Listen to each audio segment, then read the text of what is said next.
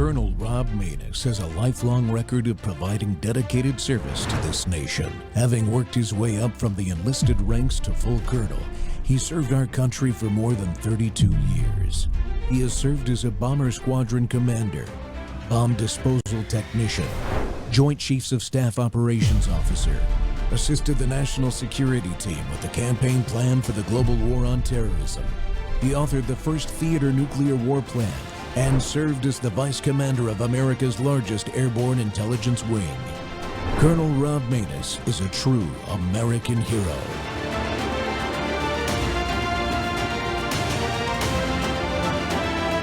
This is Rob Manus Live. Investigators working around the clock to capture all suspects in the Leland mass shooting. Yeah, a fifth person has now been arrested, but multiple people are still wanted for their roles in the violence. Police have now arrested 33-year-old Reginald Martin. He is charged with capital murder. He joins four other people who were arrested and charged in that shooting. All but one are charged with capital murder. And the FBI also still searching for three people. You may recognize two of the suspects' photos, but now another woman is wanted in connection to the case. Tonight, 3 on Your Side's Quentin Smith is in Leland and tells you how residents are still coping with this tragedy. It's been days since that deadly mass shooting happened here in downtown Leland.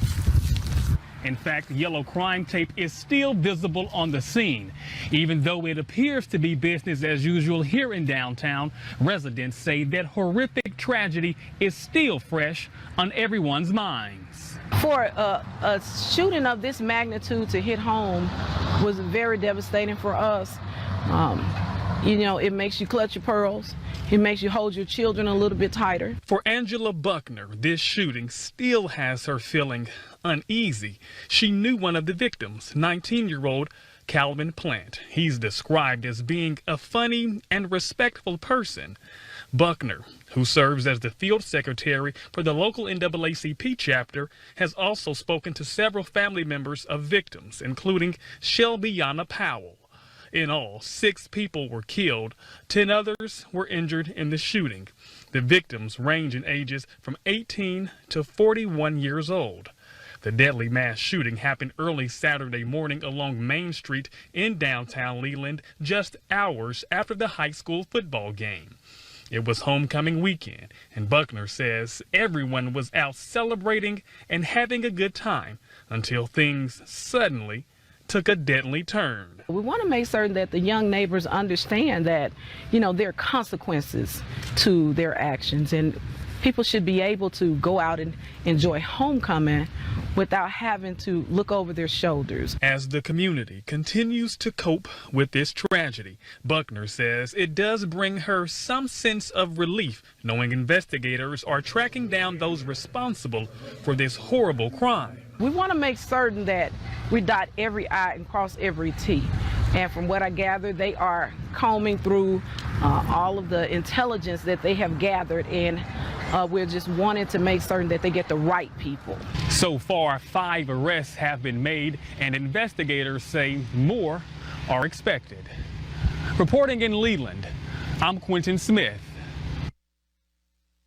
And of the victims' families, one of the victims' families is releasing a statement on his death. Calvin Plant was killed in the violence. His mother says she was with Plant when he was killed.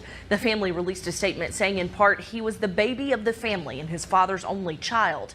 He will be greatly missed. Please pray much for our family as we navigate through these difficult times. Welcome back to True Thursday. The Rob Manus Show is live on Worldview Tube and our X Spaces simulcast. Well, the Mississippi homecoming shootings, that's what they were, folks. They have left a trail of death and destroyed families. They happened, and last Saturday morning, we in Mississippi woke up to these types of devastating reports. Multiple shootings at multiple homecoming football games in the central part of the state. 5 separate shootings happened at celebratory events, taking the lives of these precious young people that you could see pictures of here, like Mr. Plant. And still, these folks are at the beginning of their lives, people. The beginning of their lives. It's such a tragedy. Parents, relatives, friends, and communities they're still reeling while authorities including the FBI, are in a massive manhunt to try to find out who the perpetrators of these heinous murders are. And they've had some success, as you just heard. 5 folks are in custody, but some are still at large. The usual reactions are occurring with calls for more gun control and restrictions on law-abiding citizens ringing out from those who choose to politicize these events instead of trying to seek to understand what could possibly be the root causes of such cultural rot that it leads to actions like these, especially by young men. Just 24 hours before these shootings, I had Jackson, Mississippi native and radio host Clay Edwards on this show asking that very question. My guest today is retired FBI Supervisory Special Agent Chris Hinkle, who has vast experience investigating crimes. He's the host of the Blunt Force Conservative podcast. You got to go follow that and watch it. He has great guests. He's a frequent radio and TV guest and even guest hosts our friend Clay Edwards' radio show right there in Jackson. Plus, he's undefeated on the constitutional debate stage. Chris, welcome back to the Rob Maness Show. I'm sorry it has to be under these circumstances.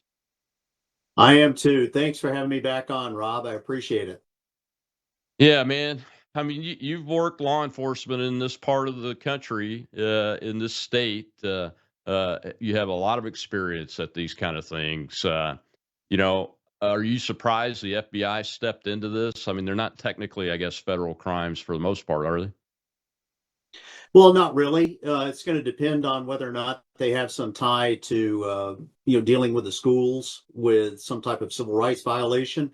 But they can initially step in and provide some assistance to law enforcement. We did have a case classification for that allowed us to bring some of the federal resources to bear and to help out the local law enforcement, whether that be analytical work, processing of evidence, things like that. Yeah. The incidents themselves, I mean, you're from this part of the state, so were you surprised by the magnitude of this number of incidents? Not really. If you've been anywhere around, especially universities like Jackson State University, and I'll refer to them as HBCUs. That's what they've wanted to be referred to, and it's odd that they want to be referred to as HBCUs when it benefits them. But when we're highlighting some problems in the area, these areas that are predominantly Black African American areas, also under the jurisdiction of the congressional representative Benny Thompson. There is one school, I believe it is Heidelberg High School. It's in Jasper County, that is in the representation of Michael Guest. But the bulk of this is under Benny Thompson. And the last look that I had just a little while ago to determine if Benny had weighed in on any of this, nothing. Yeah. Are you surprised by that, Chris? Not at all. Yeah. Not at all. I have to admit, though, I am surprised because a little by some of the things in this story, and we'll have several video clips during the show that other people will notice what I've noticed too. But the young lady that was being interviewed in that first clip, the reason I chose it was because of who she is. She was the head of the NAACP chapter there in Leland, and the positive things that I heard from her was she talked about accountability, that there have to be consequences for young people. I mean, so my point with that is those are good things to hear from community leaders, no matter what their skin color is, right?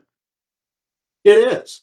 What I am curious about, and I haven't done a look yet, is someone I had a lot of interaction with when I was running the civil rights program for the FBI in Mississippi, and that's the former Mississippi president of the NAACP, Derek Johnson.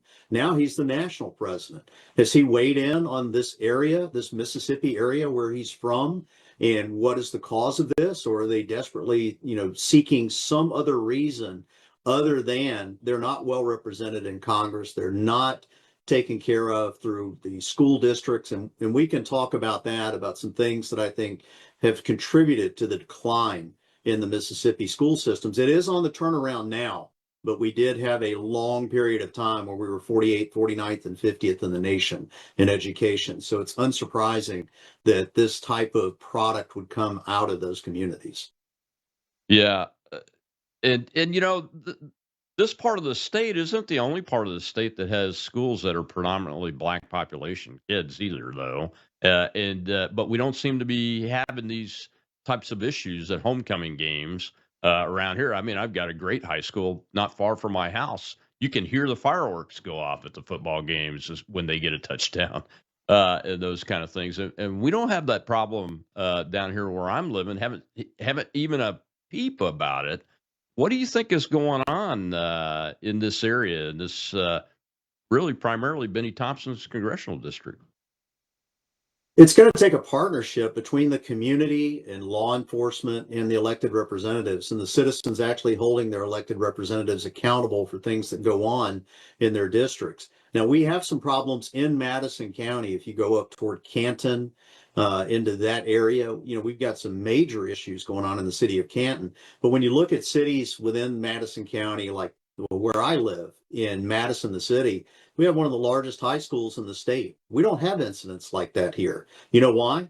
Because we have a great partnership with our law enforcement. We have a great partnership with and holding our elected representatives accountable, and the community gets involved in it as well. So if there's any nefarious activity, the community is quick to act and identify who is responsible for it. It's been very difficult in the law enforcement community in a lot of these counties. You've got Claiborne County, Hinds County, Sharkey, Jasper, and Washington County. It's been very difficult to get the community to be involved in identifying who is responsible for this. That it doesn't surprise me that we've only had 6 arrests thus far out of these 5 incidents. Why do you think that is? I just think that there's a distrust of law enforcement from some of the people in the community, and a lot of that has been based on what their representatives say. Just here down in Hinds County, I can remember years ago, I was still inside the FBI, and we've got one of the individuals that's on the board of supervisors in Hinds County, Kenneth Stokes. And when we were having issues where individuals were coming out of Jackson, Mississippi, committing crimes in Rankin County, down, further south, when they would run back to Jackson, Mississippi, he actually encouraged the citizens to throw rocks at police officers from the surrounding communities that were chasing them back into those areas. So it doesn't surprise me that you've got a lot of distrust. I saw a lot of that firsthand in the FBI. It's going to take a while to build that trust back, but it's first going to happen by holding accountable individuals like Benny Thompson for what's going on in his district, and holding accountable even my congressman, Michael Guest, for what's going on in Jasper County at Heidelberg High School. I haven't heard anything from him yet. It's amazing there's silence, isn't it? You have community leaders like you and Clay Edwards who don't have government power. Myself, we don't have any government power. We don't have a problem talking about the truth on this subject. I know a lot of people get queasy when I say young black men, but Clay Edwards is right when he talks about how there's a moral rot that's in place in schools, communities, and we need to be investigating on why that is and how folks can help stem that tide, because that's the only way to do it. We got to take a break real quick, Chris. But when we come back, I want to dive into that a little bit, but also dive into what kind of procedures local and federal law enforcement are doing to work together as a team on this type of investigation, because it's pretty widespread geographically and across the state. See you in a minute.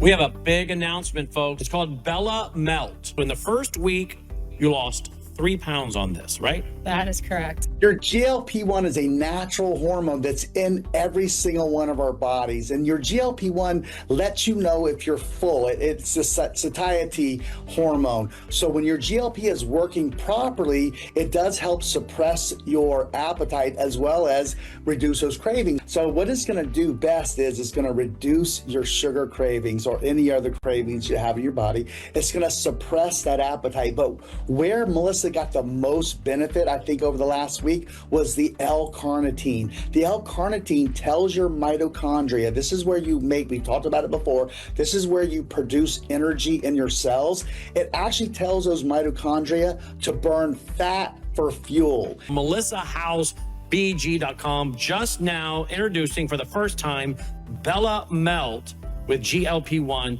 fast action. Breaking news is topping the 10 tonight as 4 people are arrested after a deadly mass shooting in Mississippi. Good evening and thank you for joining us. I'm Greg Hurst. Hi, I'm Stephanie Skurlock. The FBI announcing those arrests just a short time ago. Authorities have charged Tevion Powell, William Bryant, and Morgan Lattimore with capital murder. Latoya Powell is charged with attempted murder. All the charges stem from Friday night's shooting in Leland, Mississippi, which left 6 people dead and 10 others wounded. The gunfire broke out along Main Street after the Leland High School homecoming game. Tonight, a vigil was held for those victims. We are also following. Welcome back to the Rob Maness Show. Here it's Truth Thursday. My guest is former FBI Supervisory Special Agent Chris Hinkle, who ran the FBI Civil Rights Program here in Mississippi when he was active in service with the Federal Bureau of Investigation. And Chris, some of these clips are a little bit older. The first one I showed the latest numbers, 10 dead and 5 arrested so far. So just to caveat that, folks. But you know, when I look at this, one of the things that struck me right out of the gate was that FBI Director Patel actually was notified of it and spoke about it already. And we were talking about senior leaders not weighing in so far. That impressed me and told me that, hey, we're going to get to the bottom of this from a crime perspective and who the perpetrators were, and they're going to be held accountable, at least at the federal level. How about you?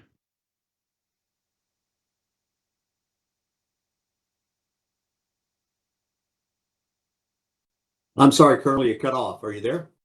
Yeah. Can you hear me? Oh, there we go. I'm sorry. Things went silent. I thought you froze a little bit there. What was the question again? Yeah, FBI Director Patel weighed in pretty quickly publicly on this incident and offering FBI resources and to do an investigation and those kind of things. So at least we know that he saw it and the team notified him right away, and that we're going to see some accountability here of these perpetrators, at least at the federal level. What about local and state level? What can we expect there? I think you're going to see a lot of action taken at the local and state level. We've got some great partnerships in the forms of our violent crimes task forces. Although we had a lot of issues in Hinds County and in Jackson when I was running the Violent Crimes Safe Streets Task Force, in addition to the Civil Rights Program, the guys on the task force were true blue individuals. They were interviewed by the FBI. They were well vetted and brought in based on their expertise, their connections to the community. I think that's going to play a big role. I think you'll see the FBI and Patel getting behind these sheriff's offices when they do make these arrests and allowing them to take the credit for the work that they're doing. I think that you're going to see a lot more of that. It's going to take a little bit of time to earn that trust back for the FBI and the federal government. But the people that serve on these sheriff's departments and police departments, they're from your local community.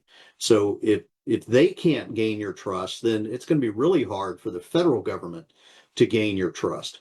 And then on top of that, we need the help of our elected representatives. They need to be speaking out. They spend too much time, pontificating, engaging in theater about, national initiatives, national things that are going on. And then they seem to neglect what's going on in their own backyard and speaking out here. Yeah, it's interesting, isn't it? There's a certain form of cowardice that occurs, I think, when something happens in your own backyard, and it takes you a minute sometimes to go, wow, we weren't looking in the right places.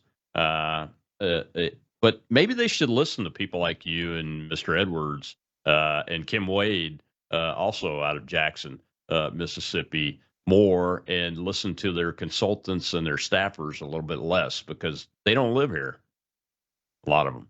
That's true. That is true. I can't recommend more my two good friends, Kim Wade and Clay Edwards. And I, like Clay, will call it like I see it. It is not racist for me to say that there is a culture rot going on in the Black community, particularly in Mississippi in the Delta area, predominantly in the district of Benny Thompson. He's been there a long time, and it's gotten progressively worse each year. It's time for some accountability there. But the accountability starts with us holding our own representatives accountable, holding the state Mississippi GOP accountable. Should be an opportunity, never let a tragedy like this go to waste. It's an opportunity to get some change in Benny Thompson's district. And rather than having our lieutenant governor and some of his sycophants in the state house here expanding the territory under Benny Thompson, how about we look at putting up viable candidates that can take him out and getting, as far as election, taking him out in the primary or in the general election. How about getting those individuals and getting behind them and supporting them? The other three candidates, the other three districts that we have here, they're going to stay Republican. There's no chance of them flipping to Democrat. So let's put our resources into flipping that last vestige of the Democrat stronghold, which is Benny Thompson. Instead of growing it, how about let's change it? Let's put it in under the R for the Republican Party and put a strong conservative in there. Oh, yeah, I'm glad you brought that up. I was going to do it in the last segment, but let's go there now. I was just at lunch with, I think there were 9 or 10 of us there, one statewide elected official. I won't name names right now, but we had a discussion about redistricting in the Louisiana case that was argued before the Supreme Court just yesterday. And I've been calling for this for a while. Young Hunter Estes, who is active young man in Republican politics here in Mississippi, has called for it first before I saw it. And that is, why do we have a Marxist in office like Benny Thompson in the state of Mississippi anyway? Why don't we redraw that district now? Can't the governor call a special session and do a redistricting redraw? Look, Massachusetts has 4 blue districts, and they have 40% Republicans and 60% Democrats in that state. Well, we have about 60% Republicans and 40% Democrats in our state with 4 districts. We ought to have 4 red districts, and I think we're in good standing to go ahead and do it now before 2026, and we could have 4 Republican congressmen. What do you think about that? No time like the present, and those questions need to be asked. I like Hunter Estes. I follow him on X, think he's a good guy. But those questions need to be asked of the Mississippi GOP. Are we going to look at growing the GOP instead of allowing Benny Thompson to gain another county, 50% of this state belongs to Benny Thompson's district. Everything west of I-55, which runs up and down the middle of Mississippi, is Benny Thompson. The other 3 representatives represent the other 50% on the east side of I-55. Tell me how that is. Tell me how that's possible, other than a supermajority in the Mississippi State House set it up that way. Now, that case you're talking about, we've got a great opportunity here. If they finally do, Constitution says you can't district based on race. There's no part of the Constitution that allows that. So if that case goes forward and we do away with these racial quotas in these areas, there's no reason Benny Thompson should ever be reelected again. Yeah, but Governor Reeves, if you ever watch this show, so maybe somebody will send you the clip. You don't have to wait for the case to be decided, though, Chris. I mean, they could push that thing off to January or further and then put us out of the running for 2026. The Governor Reeves could call a special session tomorrow and do this redistricting and redistrict Benny Thompson out of a job and get a Republican elected in there. And maybe that's a wise course of action. Don't wait on the courts. Just move out. You and I both know who the most powerful state position in Mississippi and who would stand in the way of that. And his name is Delbert Hosemann. Well, he wants to run for governor, so you'd have to think about that. Well, he's the lieutenant governor, and the lieutenant governor is the most powerful position because he handles whatever comes to the floor. The governor can rant and rave and say, these are all the things I want. The Yeah. lieutenant governor can say, I just won't bring it up, or I'll divert it out to multiple committees and we just won't get any resolution on it. What's he talking about right now? Cell phones in schools and school choice, which is another big mistake that they're getting ready to jump into. Oh, and the lieutenant governor has not talked about these shootings either, has he? Nope. I think he did post something. He reposted the FBI statement that came out about the shootings, but he hasn't weighed in specifically on it. Yeah, we've got some challenges here in the state, but as long as we have voices talking about these issues, we have a possibility of getting the right things done. When it comes to these shootings, I've noticed every perpetrator so far, the majority of them have been young black men, uh, at least late teens, most of them late teens, a couple in their 20s and 30s. In every single case, not just one or two. So we do have a problem here in this area. And Benny Thompson's been in control of that area for all this time. What effect can a federal congressman have that he should be having that he's not? I mean, how does he do that from his position?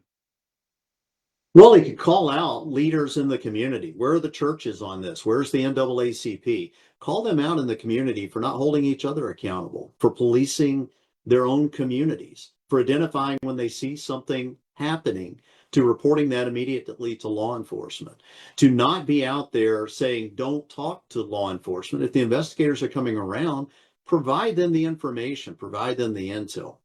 It befuddles me as to why Benny Thompson stays silent on this, but we can have one small incident that he can attribute to some type of racism, and he uses that, and of course that will make national media. So we've talked about how good at least the local media is at highlighting this in their newscasts, but we haven't seen much in the national media about this. I haven't seen anything at all, except for maybe one blurb early on the Fox News channel from a national perspective, and that's just disgusting. Especially when you see them going crazy over some out of context group chats of young Republicans that were released. They didn't say anything about the thousands upon thousands of comments celebrating the assassination of Charlie Kirk. And now you have this crazy amount of homecoming football game, mass shootings. I think 10 dead. I mean, that's an astronomical number for a Friday night anywhere, let alone in one state, in almost all in one congressional district, and all from the same demographic community, the black community, and almost all the perpetrators all but one of the perpetrators we know of that's been charged so far has been a young black man. And they're not being held accountable. There is a moral rot in their raising that they're being impacted by somehow, some way, and the results are blood and death, destroyed families, and we get what? Well, the Young Republicans group chat was racist. What? Come on, people. That's not how you get things right, number one, and you're not focusing on what needs to be talked about, which is we have a problem, and at least in the state of Mississippi, and I think around this country, in blue cities especially, with this moral rot that Clay Edwards talks about very eloquently on his radio show. And I know eloquent is not the word that you might think of when you think about Mr. Edwards, but he is very eloquent when he discusses this because he is passionate about it and he's right. We got to get to the bottom of it. We got to take a break, Chris. We'll be right back here on the Rob Maness Show with Chris Hinkle. It's Truth Thursday. We're talking about the homecoming shooting tragedy here in Mississippi.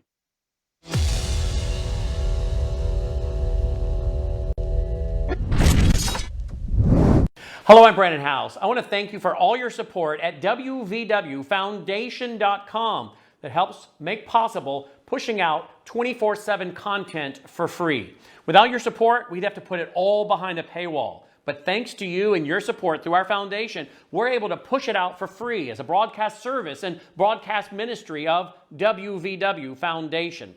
Please consider going there and setting up an automatic monthly contribution, or go there and make an occasional contribution.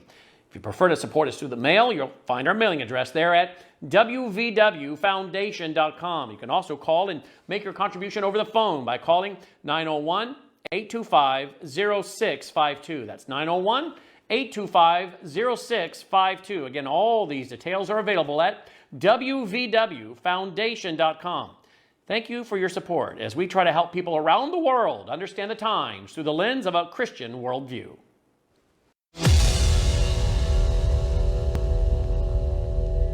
Investigators are still working around the clock in Leland following a mass shooting that left 6 people dead.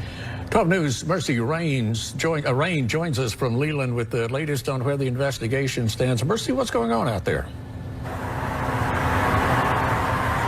Thanks, Walt. Well, I'm back outside of the Leland Police Department where there has been a steady stream of traffic throughout the afternoon.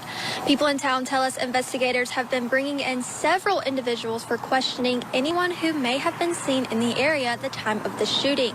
The FBI confirms 5 people have been arrested in connection to the mass shooting that left 6 people dead in the early hours of Saturday morning. And they are asking for the public's help identifying these individuals. Authorities say more arrests are still pending as the investigation continues. We'll continue to update as we learn more. Live in Leland, Mercy Rain, 12 News. So it's Truth Thursday. We're talking about the tragedy that struck Mississippi last Friday night, homecoming games and celebrations for football homecomings around the state, mostly in Benny Thompson's congressional district, one outlier over in Heidelberg.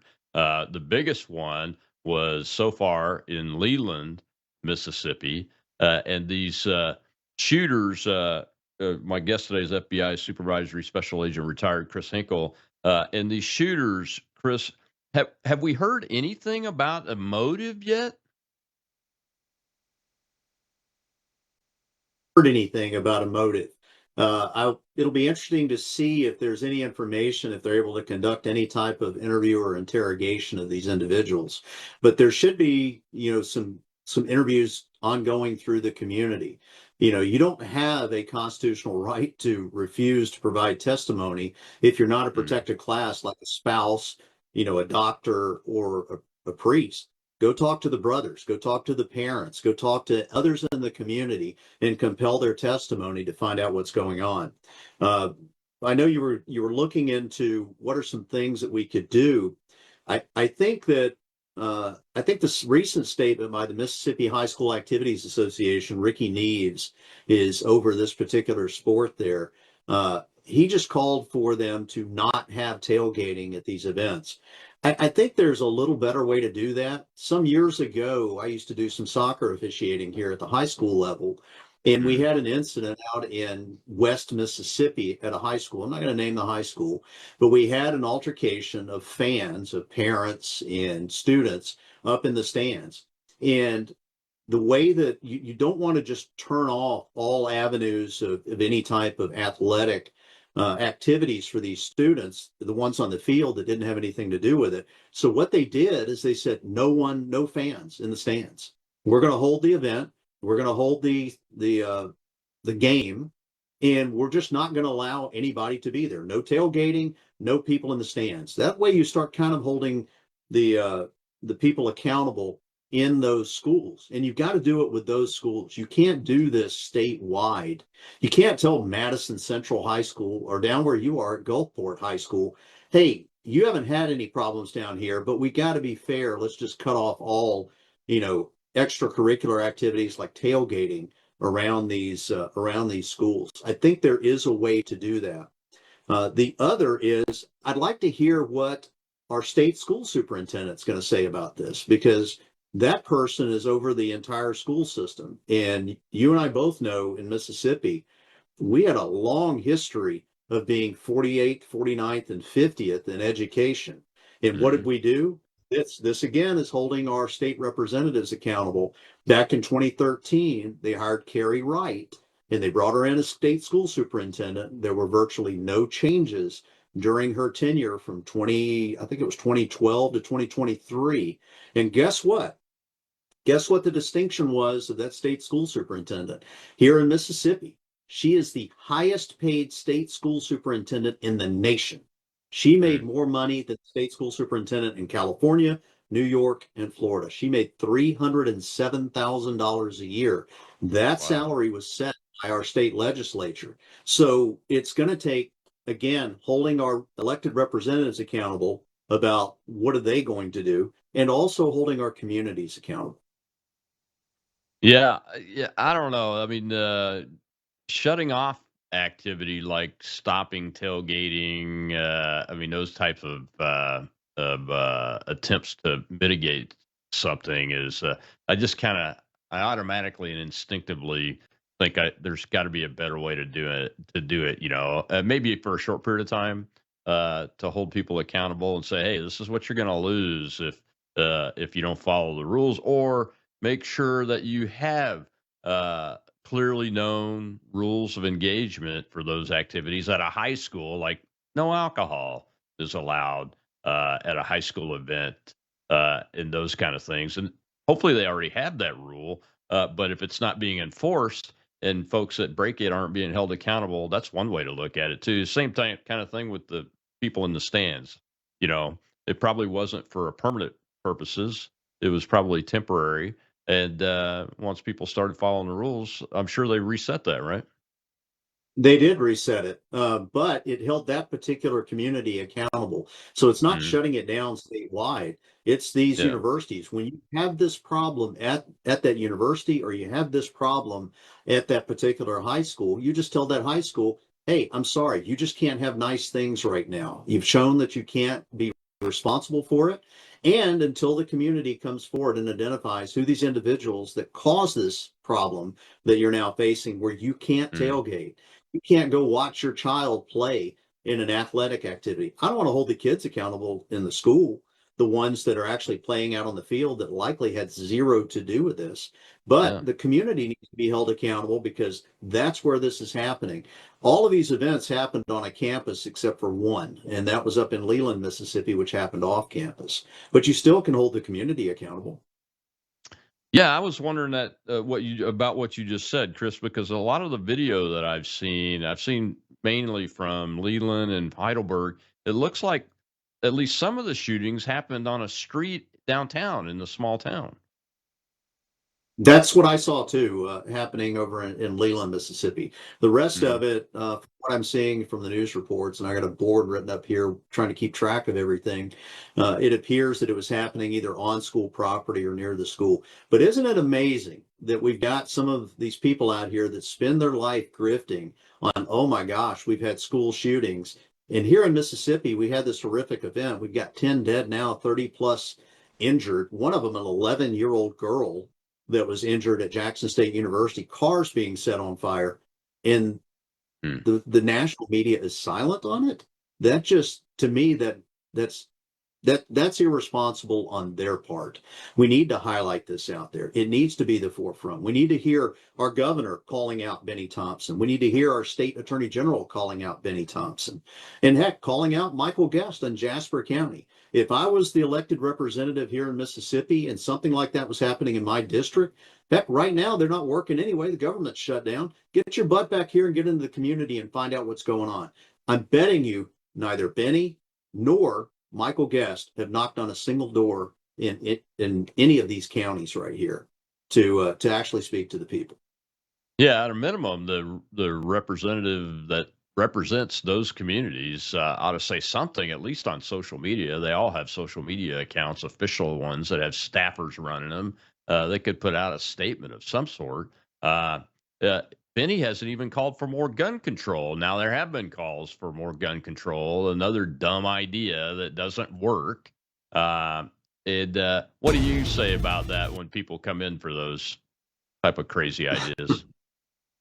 Well, you mentioned that I'm undefeated on the constitutional debate stage. I've had a number of debates, some of them with some of my fellow FBI retirees. There's one out there right now that grifts a little bit off of this, and I called this individual out because they use the terms gun violence and political violence. Well, when you say gun violence, you're blaming the nefarious activity on the object that was used to commit the activity and not the person doing that. Same thing with the political violence. You're trying to say that the person's speech, their own speech, was responsible for the activity that was taken against them. You're probably not going to find that. If you do, I want to meet that person, somebody that is as pro Second Amendment as I am. I believe in zero restrictions on ownership of firearms, no restrictions whatsoever. And I heard you on the spaces before, talking about the age restrictions on there. I'm against those as well.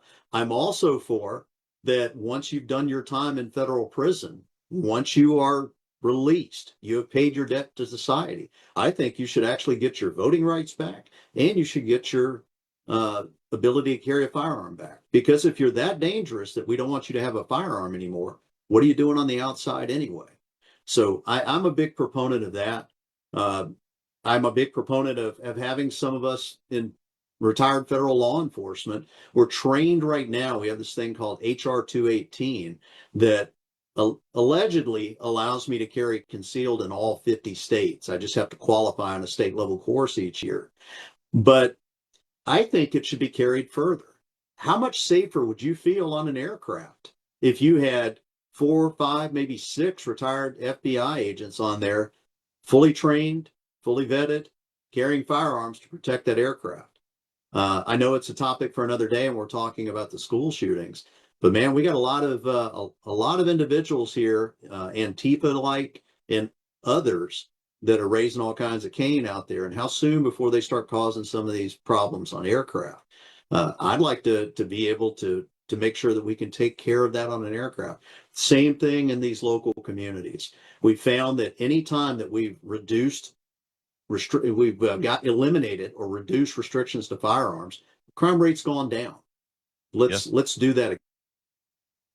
Yeah, I agree with you. Look, I'd go even further on the concealed carry. Look, I'm a retired military guy. I've been carrying firearms professionally my whole life. Give me a training class and I'll conceal carry too. Who else are you going to trust except for the most trusted people on the planet when it comes to your safety? I mean, that's who we are. Yep, it's amazing. May 25th, 2019, the day I retired, I was qualified, available, could get on an aircraft with a firearm. May 26th, not allowed. What changed there other than I moved to a different status? I think that is something that the president should start looking into, is expanding those carry authorities with former military and former law enforcement. Heck, they're already bringing back federal law enforcement into other areas. I've got a friend of mine out in Arizona. She retired from the FBI about 2 or 3 years ago. Now she's back working full pay, 1811 series investigator with Homeland Security. I've got another friend of mine. He just retired from the FBI in June, then just received a communication wanting to know if he wants to come back, draw his full retirement, plus draw his full 1811 salary on top of that, because we've had a flood of individuals that have gone out the door. This is one of the mistakes I think that has been made by this administration, has been made by Kash Patel and Dan Bongino, is setting up the area to allow a lot of individuals that have tenure and experience in the FBI that could mentor some of the new trainees coming in. They've gone on the outside, and now they're scurrying, trying to bring some of those individuals back. I'm a little long in the tooth. It's been 6.5 years. I doubt very seriously they're reaching out to me. Although I would entertain if Dan Bongino decided to step down, I might entertain stepping into that role there. I kind of know where things are in the FBI. I've been pretty vocal about some changes that need to be made. If you want to pass that message along, if Dan wants to take a break and go back to his radio career, I might entertain doing that. Yeah, but you just criticized them. That's what they're going to say. Well, he just criticized us. Why would we want him? I think Dan would agree with my assessment that they let too many people get out. I'm sure he would. Well, when we come back, we got a hand up in the audience, and I want to continue this discussion because, like you, Chris, I was qualified to carry a firearm on aircraft professionally. And the day I left the service, I no longer was able to do that. And that could be changed with a stroke of a pen, Mr. President, if you're listening. We'll be right back with former FBI Supervisory Special Agent Chris Hinkle.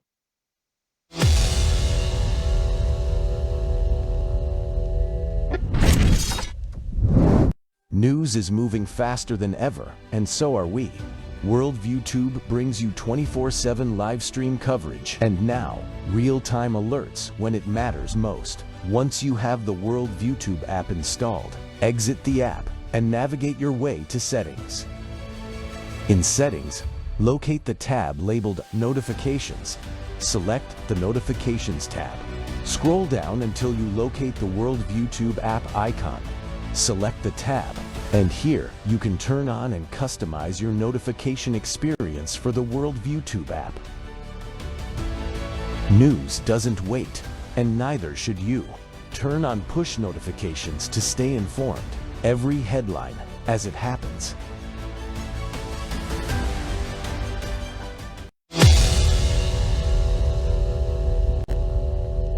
Authorities have made more arrests connected to the deadly shooting at a high school football game in Heidelberg. Just this evening, police in Heidelberg reported the arrest of 19-year-old Jabari Deshaun Collins for weapon possession on school grounds and 19-year-old Jadarius Cortez Page on an accessory charge.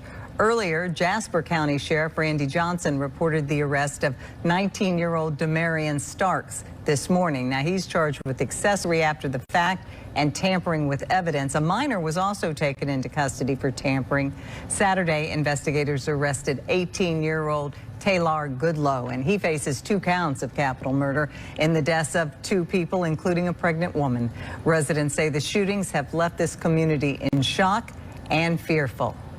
It's kind of sad to me because I'm a mother, and I could just imagine that somebody else's kids, living out there without a mother. So it's like I say, it's just sad. It's very sad. You would never think that something would happen in a small town of Heidelberg like this. So now everybody just got to come together, and we just got to pray. Goodlow's bond is set at $2,010,000 cash. Law enforcement have not released a motive.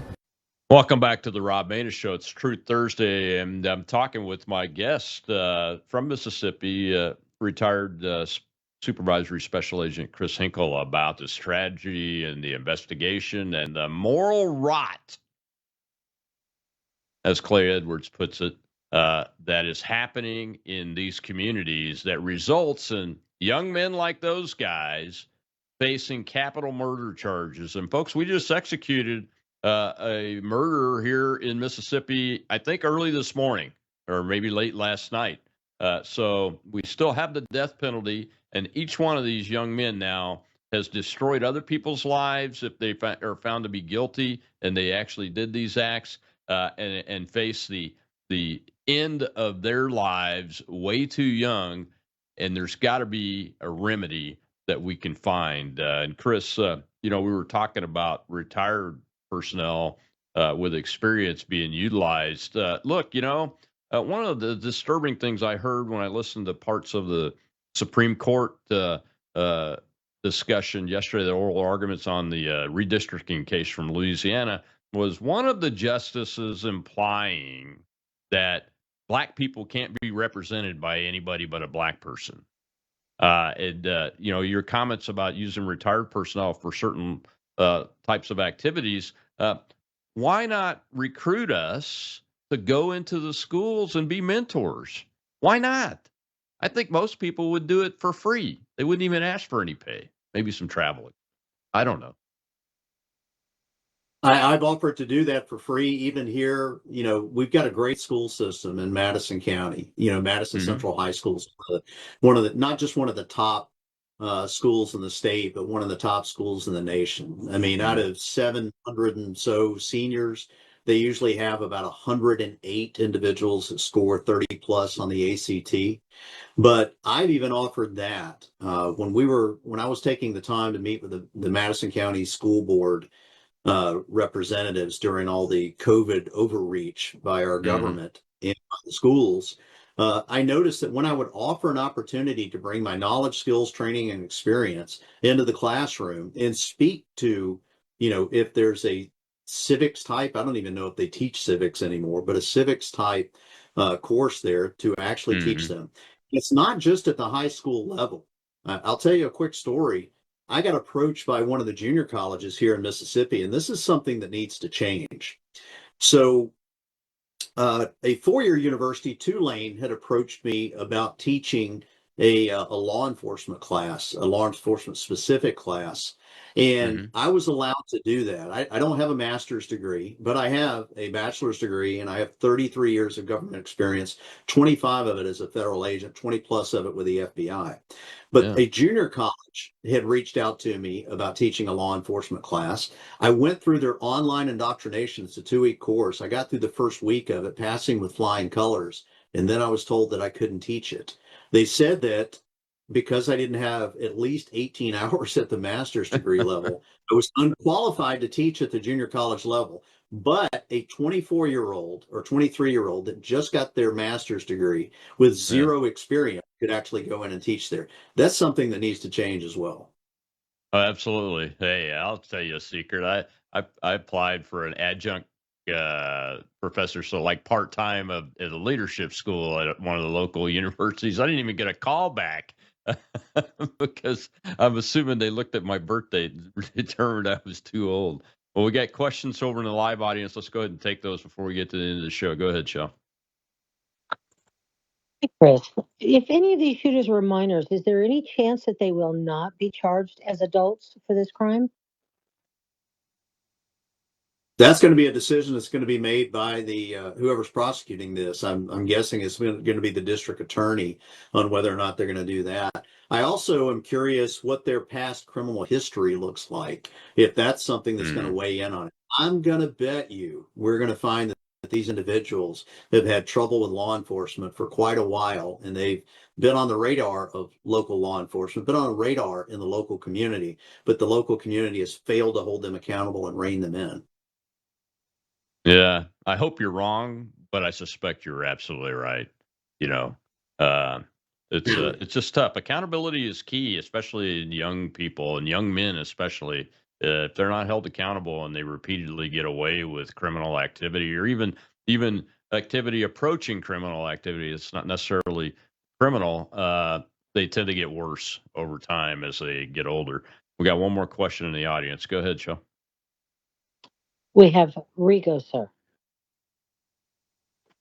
Good morning, and thank you for letting me ask.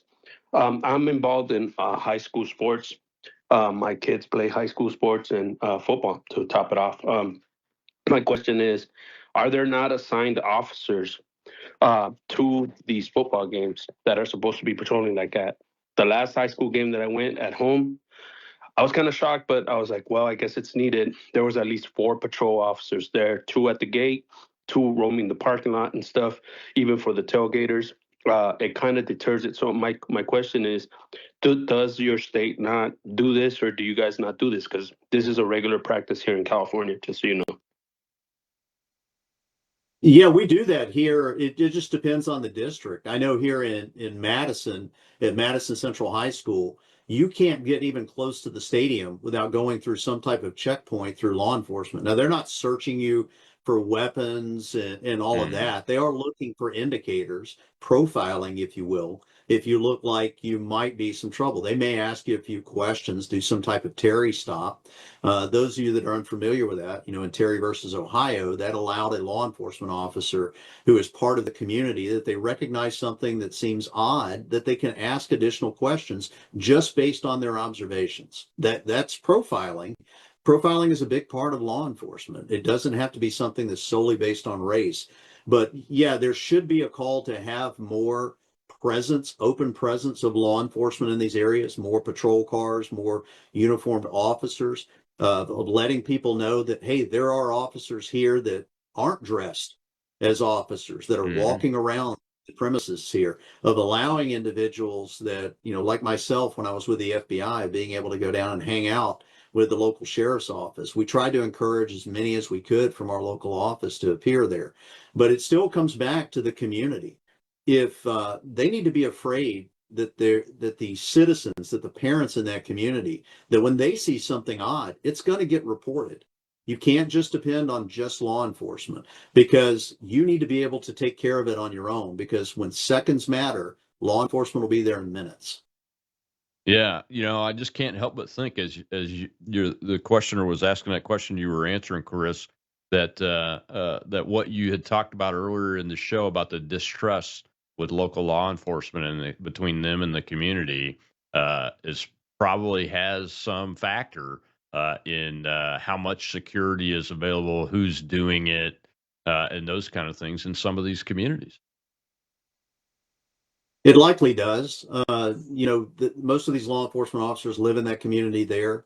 They don't want to be thought of poorly in that community, but it's going to Mhm. take getting out and building that trust with them, of doing things like you just talked about earlier. The schools opening up and allowing these law enforcement officers to come in and talk about what they do, the fact that they put their lives on the line, the fact that they run toward gunfire, not away from it, so that, you Mm. know, what was it we were told when we were kids? If you get lost, find a police officer. Sadly, Yeah. that's not the case. Yeah, our whole society, large swaths of it, the kids have been raised over the last 15, 20 years to not trust anybody in law enforcement. Now, with the last 5 to 10 years, even those of us that grew up trusting law enforcement have a hard time with some of the ways law enforcement at the federal level, especially, has been used. How do we build that back across the board? You get back to basics. It's one of the recommendations I made, and I'll speak specifically from my FBI experience. I think there's a lot of misinformation that's out there. Some of it's being spread by Republicans. Some of them, even from this White House, that there's a culture rot inside the FBI. There is not a culture rot among the agents, the street agents that are there. I spent over 20 years inside the FBI. I can count on one hand the number of individuals that I thought were woke or leaned too far to the left and still be able to hold something in my hand. It just didn't exist. What had happened was when we started bringing in some of the younger individuals in the support roles, in the analytical roles, and then when you had individuals started with Mueller, and then when it went to Comey and Wray, of putting these support individuals that didn't have the law enforcement bona fides, putting them in charge of areas of the FBI that were predominantly led by field agents, agents that had the street experience out there. And I called for the elimination of that. You need to get back to the way it was. It was a much more trusted organization when I came in the 90s than it is now. But you do that by behaving professionally, doing the job. I like what Kash Patel and Dan Bongino put out on Twitter recently, commending the agents that were out on the street for going after these violent criminals and bringing the fight to them and letting cops be cops. I think the more professional you've seen out there, the more that we bring some sense of sanity and security back to these communities, the trust will return.